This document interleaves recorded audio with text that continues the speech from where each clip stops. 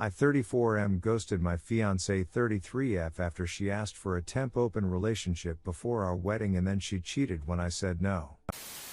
I have rewritten this a few times in an attempt to shorten, but our history goes back since we were kids. I am looking for some advice as to what I do when I get home in 2 days. I am changing all names obviously. Very sorry for the length of this monster. Jen and I had been friends since we were kids, our parents were lifelong friends. We grew up together and started dating in our teens. It was like it was almost expected by our families. They had more plans for us than we did. When I was going for my master's I had to move to another city and Jen remained in our hometown working on her nursing degree. After a year LDR we decided to remain friends and not have the pressure of our relationship control us. We both remained best friends and we both dated other people. It was weird because we both always knew this was temporary and we would end up back together at some point. I graduated and stayed in the city I got my master's in and started working in my field. I waited for a transfer back to my hometown and when I got it I was so happy. Jen was in a long-term relationship and he was a nice fellow, but I always got the feeling he was weary of our friendship.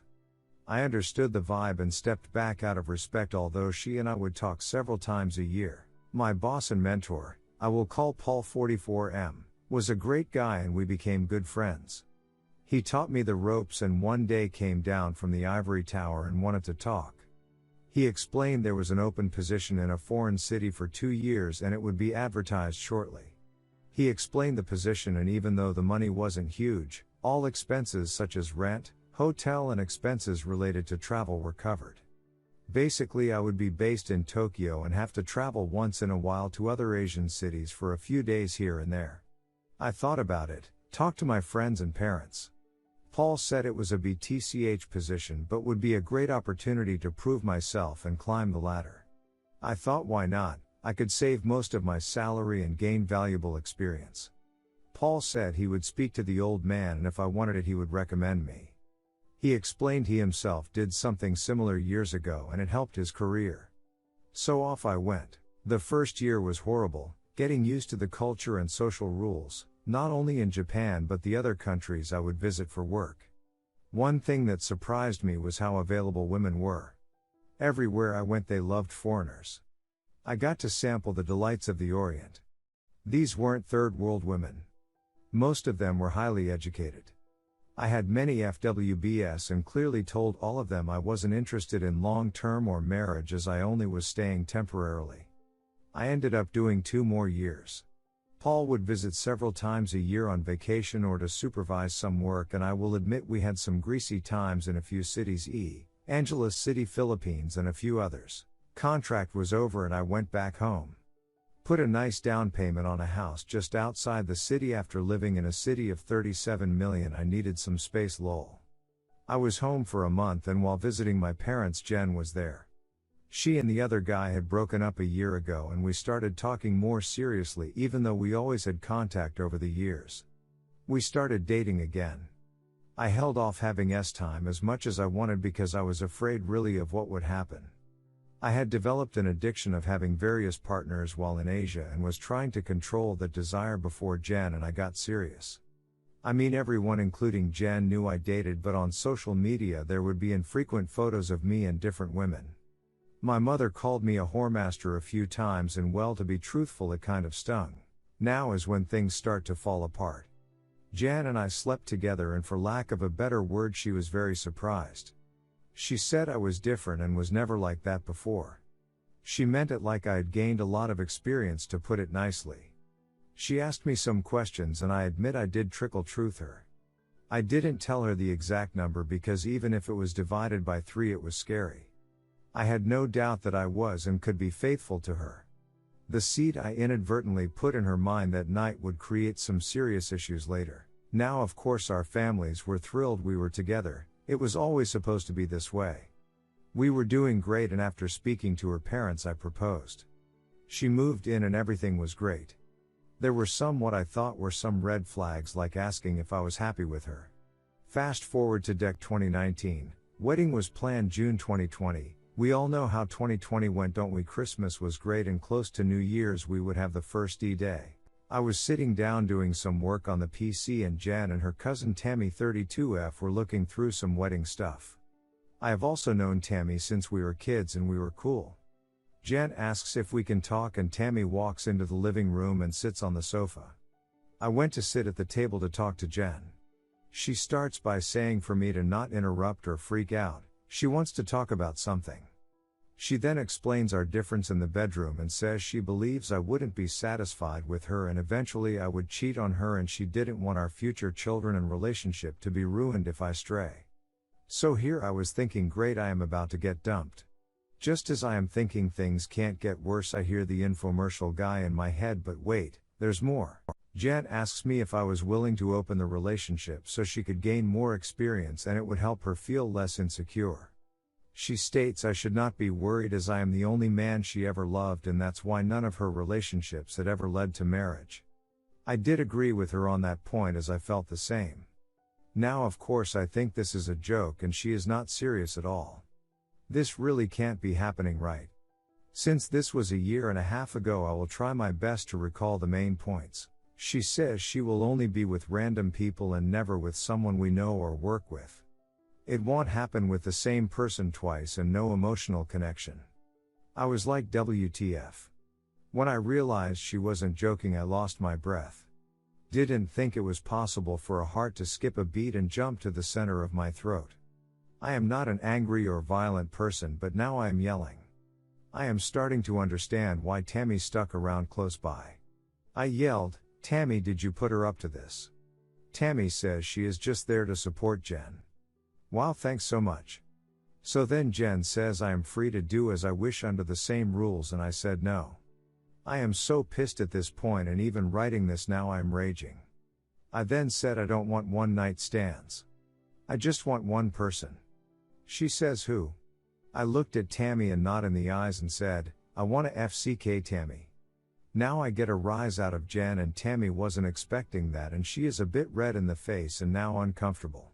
Jen says no, she is family and someone we both know and it is gross for me to even suggest it. I am now totally in bizarro world. Where the hell did this come from? We argued back and forth for a bit and I told her if she does this the relationship is over.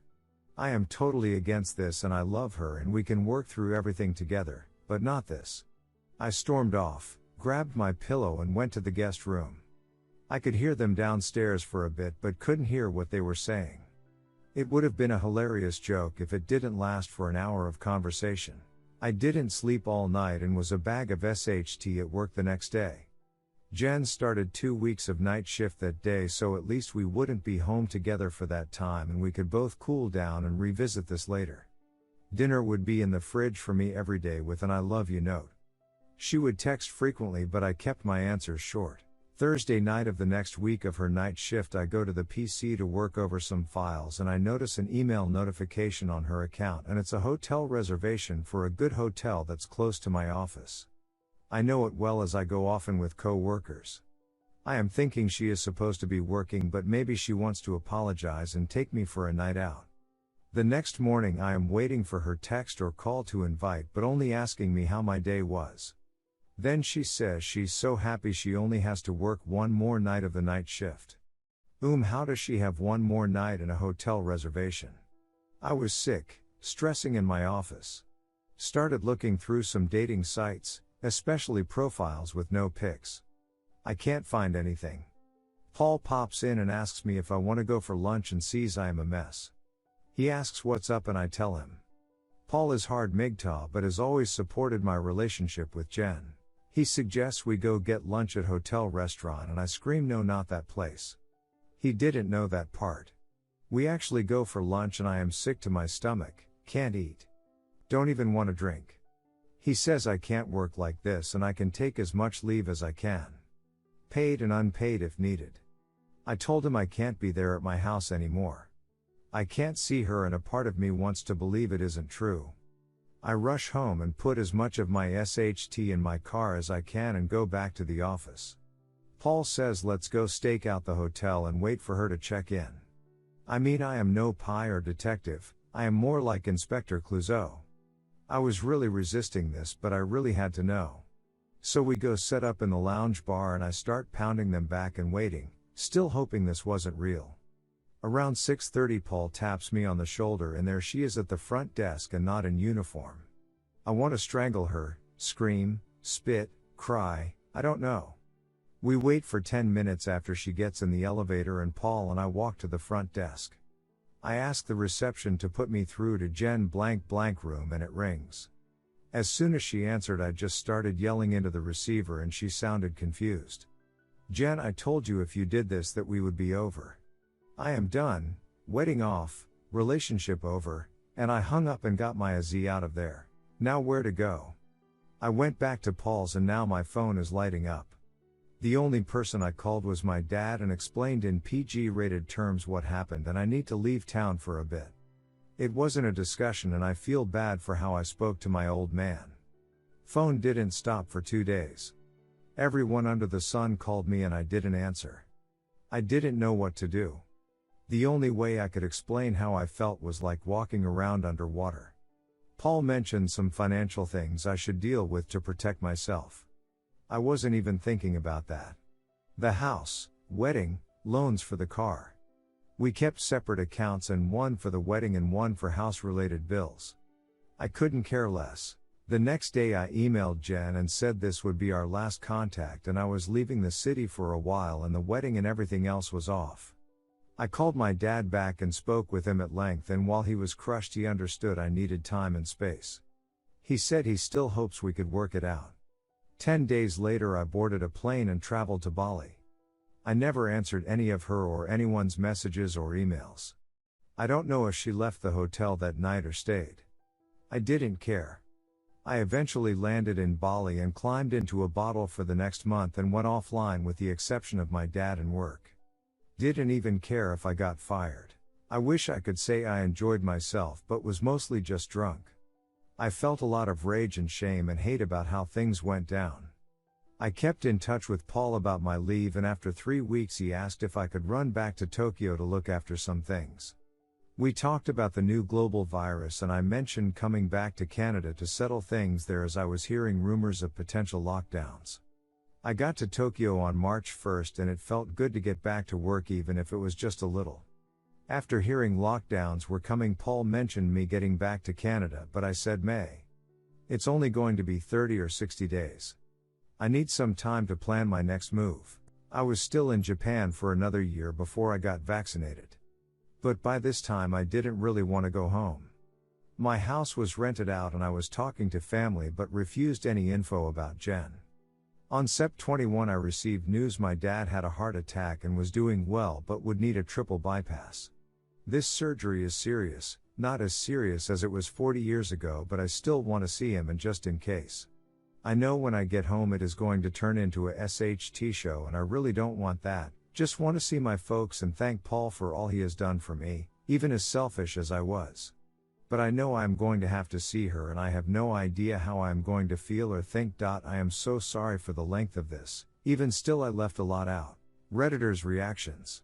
Redditor 1, does she keep trying to talk to you? Her parents know what happened? Unfortunately you will have to see her and be strong. You left because she betrayed you, you are not to blame for that. I hope you update this. Redditor 2, you did great. When you see her again, tell her that you told her the truth. She made the choice to lie and go to a hotel with the intention of sleeping with Lord knows who. You only had eyes for her. She wanted to sleep around. There's nothing left to say. Stay strong, you are doing the right thing.